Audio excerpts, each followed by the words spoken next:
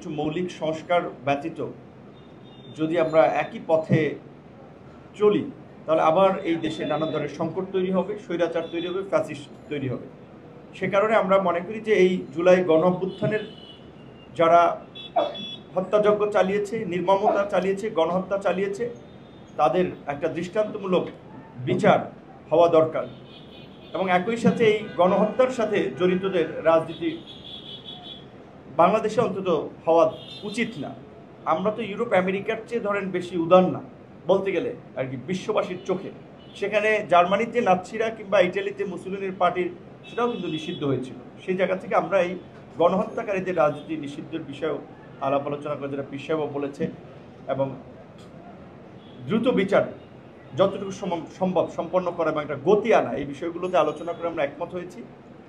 এবং ইসলামী আন্দোলন এবং গণ অধিকার পরিষদের দুটো রাজনৈতিক অবস্থান এটা অনেক আগে থেকে, বিশেষ করে এই সংখ্যানুপাতিক নির্বাচন বা পিয়ার পদ্ধতির নির্বাচন, আপনারা জানেন আমাদের দল ঘোষণা হয়েছে 21 সালে। সেই 21 সালে আমাদের 21 দফা কর্মসূচির ঘোষণাপত্রই আছে যে ভারসাম্যপূর্ণ সংসদের জন্য এই সংখ্যানুপাতিক নির্বাচন। এই বিষয়টা আমরা দুই দলই অনেক আগে থেকে একমত, আমরা বলে আসছি এবং আমাদের রাজনৈতিক অবস্থান আমরা এখনো বলে যাব, আমরা এই জায়গায় একমত আছি। একই সাথে আপনারা লক্ষ্য করেছেন যে এই গণ অভ্যুত্থানের পরপরে আমরা বলে আসছিলাম যে ফ্যাসিবাদী আমলে অনুষ্ঠিত স্থানীয় নির্বাচনগুলো যারা ভোট ডাকাতির মাধ্যমে জনপ্রতিনিধি হয়েছে তাদের বিরুদ্ধে ব্যবস্থা নেওয়া দরকার, নির্বাচনগুলো বাতিল করা দরকার। সেক্ষেত্রে স্থানীয় নির্বাচন অনেক ক্ষেত্রে আংশিক বাতিল হয়েছে, কিছু ক্ষেত্রে পুরোপুরি বাতিল হয়েছে। এবং গত 8 মাসে স্থানীয় সরকারের প্রতিনিধি না থাকায় মানুষ কিন্তু ব্যাপক ধরনের সেবা পেতে ভোগান্তির শিকার হচ্ছে এবং কিছু লোক জোর জবরদস্তি করে এই সমস্ত জায়গাটা আধিপত্য বিস্তার করছে। সেই জায়গা থেকে আমরা বলছি এই স্থানীয় নির্বাচনগুলো হওয়ার মধ্যে দিয়ে জনগণ একটা স্বস্তি পেতে পারে। যেহেতু জাতীয় নির্বাচনের আগে সংস্কার হবে, তার জন্য কিছুটা সময়ের প্রয়োজন, জাতীয় ঐক্যমত প্রয়োজন, অন্তত তার আগে স্থানীয় নির্বাচনটা হতে পারে। এই বিষয়ে আমরা দুটো দল আমরা একমত হয়েছি।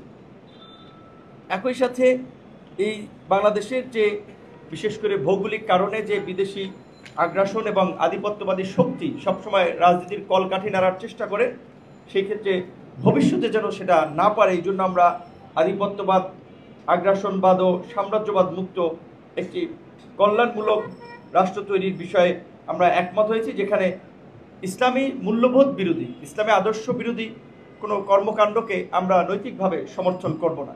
সেক্ষেত্রে ইসলামী আন্দোলনের পক্ষ থেকে এই নারী কমিশনের সুপারিশের বিষয়টি আমরা এখানে আলোচনা এসেছে। আমরা যদিও প্রতিবেদনটি পুরোপুরি দেখি নাই, তবে সেখানে যদি ইসলামী মূল্যবোধ আদর্শের সাথে সাংঘর্ষিক ইসলামপন্থী, ইসলাম বিরোধী কোনো বিষয় থাকে, সেটা তো আমরা নৈতিকভাবে ধর্মবিরোধী, এবং অনেকে বলছে হিন্দুদেরও উত্তরাধিকার আইনের বিষয়ে আপত্তি আছে, সেই বিষয়গুলোকে আমরা সমর্থন করি না। এই বিষয়গুলোতে আমরা একমত হয়েছি। আপনাদের